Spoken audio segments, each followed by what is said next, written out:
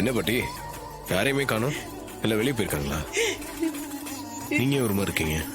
ஐயா நீ இல்லாதப்போ இங்க என்னென்னமோ நடந்து போச்சியா. என்ன பாட்டி நடந்துச்சு?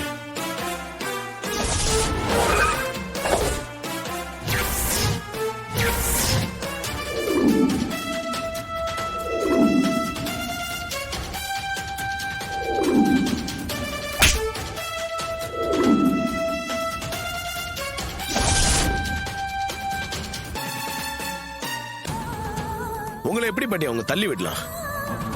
ரொம்ப தப்பு பாட்டி. மாமாவும் ஊருக்காரங்களும் அவங்கள மன்னிப்பு கேட்க வச்சதுதான் நியாயம்.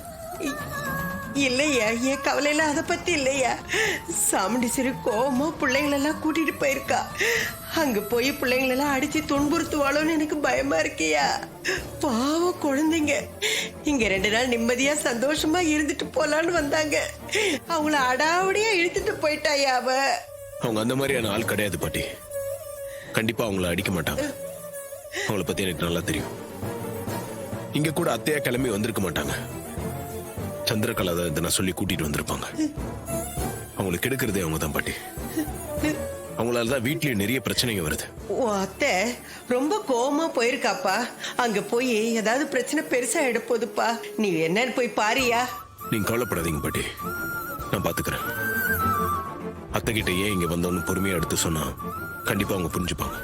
ஆமையா புரியுற மாதிரி எடுத்து சொல்லு.